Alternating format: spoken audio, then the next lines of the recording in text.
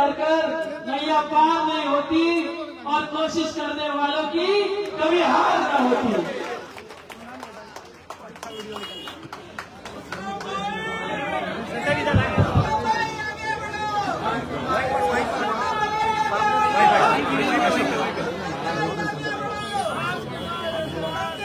एक बार जोरदार नारा लगाएंगे, इंकलाब, इंकलाब, इंकलाब।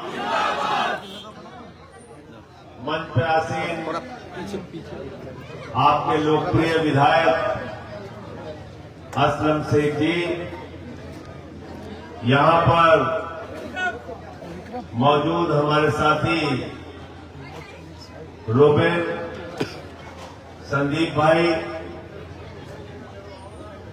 कांग्रेस पार्टी के कार्यकर्ता, समाजवादी पार्टी के कार्यकर्ता, हमारे आम आदमी पार्टी के कार्यकर्ता, महाविकास अघाड़ी के जितने भी साथी हैं, मैं सबका हृदय की गहराइयों से अभिनंदन करता हूं। आप सबको धन्यवाद देता हूं इस सभा में आने के लिए।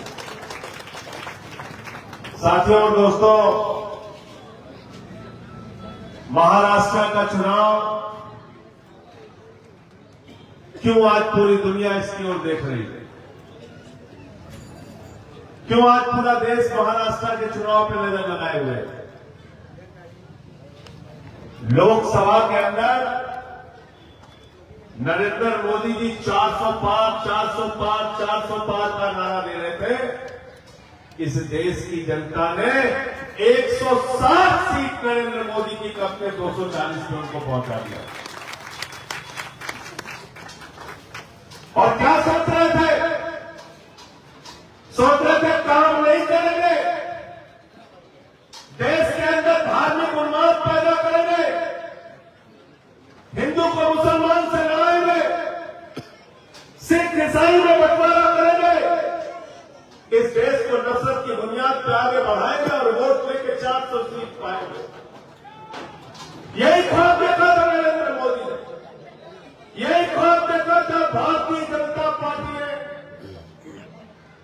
राम के भरोसे चुनाव लड़ रहे थे, लेकिन प्रभु श्री राम ने कहा कि हम बेईमानों को, भ्रष्टाचारियों को, झूठ बोलने वालों को, देश को धोखा देने वालों को माफ नहीं करेंगे। झूठ बोलते हैं कि नहीं बोलते हैं? प्रधानमंत्री जी बताओ, बोलते हैं कि नहीं बोलते हैं? मैं अपने मोदी जी के बारे में एक चीज कहता हूं, मोदी जी के अंदर कोई हुनर हो ना हो, गंजे को भी कंघी बेचना जानते हैं। जानते नहीं जानते? बताओ, जानते ही नहीं जानते? कहने लगे नौजवानों वोट दे दो, 2 करोड़ नौकरी हर साल दे देंगे। 20 करोड़ नौकरी मिल गई क्या 10 साल में?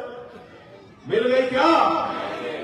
फिर बोले इतना काला धन लाएंगे, इतना काला धन लाएंगे, जहाज में भर भर के लाएंगे, बैलगाड़ी से लाएंगे, रिक्शे पे लाद के लाएंगे, खूब काला धन लाएंगे, स्विट्जरलैंड की बैंक से लाएंगे और हर आदमी के खाते में कितना जमा कर देंगे? सबको याद है, कोई भूला नहीं। असलम भाई, आपके यहां भी पैसा नहीं आया क्या? आया? सबसे ज्यादा नाराज लालू जी थे। कहने थे हमारे 7 बेटा बेटी, हम और राबड़ी, सबसे ज्यादा पैसा हमारा आ रहा था, 1 रुपया नहीं।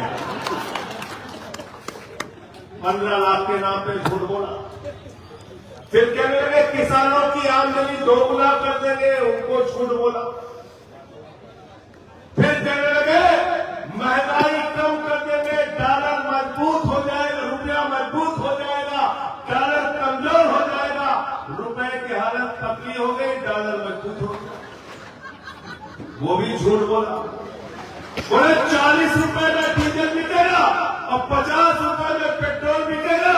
110 रुपए का पेट्रोल बिका और 100 रुपए का डीजल बिका।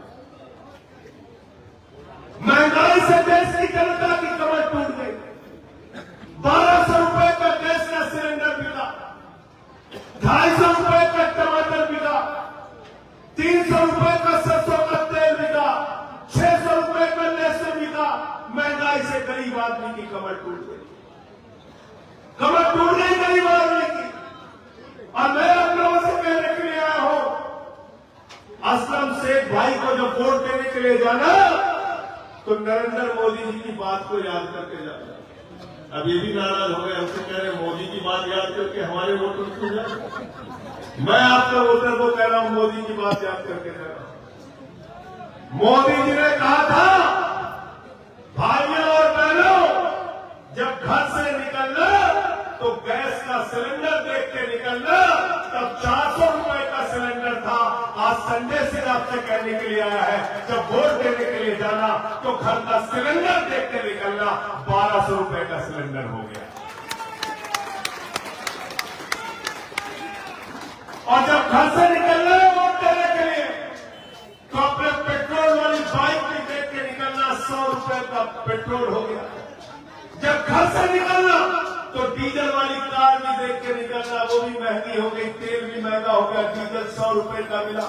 सरसों के तेल का डब्बा भी देख के निकलना, वो दाल का डब्बा भी देख के निकलना, वो आटे का डब्बा भी देख के निकलना।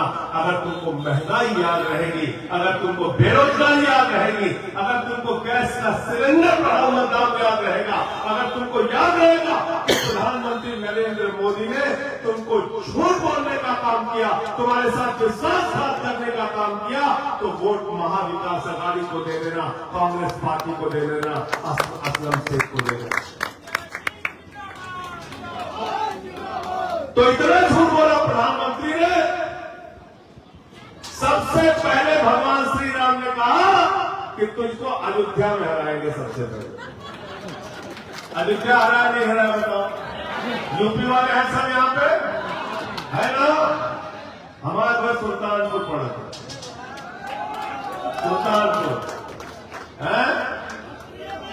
अयोध्या हारे भाजपा वाले, सुल्तानपुर हारे, अकबरपुर हारे, प्रयागराज हारे, चित्रकूट हारे, सीतापुर हारे, रामपुर हारे। जहां जहां से भगवान श्री राम गए सारी की सारी सीट भाजपा वाले हारे। हारे नहीं हारे बताओ, हारे कि नहीं हारे। और यहां नासिक भी हार गए कि नहीं हार गए। इसका मतलब भगवान श्री राम को भारतीय जनता पार्टी का झूठ पसंद नहीं है। भगवान श्री राम को जनता के साथ बीजेपी की गद्दारी पसंद नहीं है। भगवान श्री राम को जो महंगाई बढ़ाकर आपको लूटा गया वो पसंद नहीं है। इस बार भारतीय जनता पार्टी को हराने का काम करना।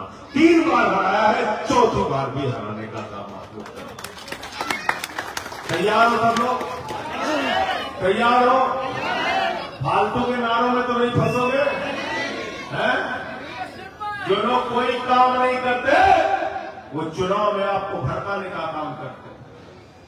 अभी क्या बोल रहे हो कि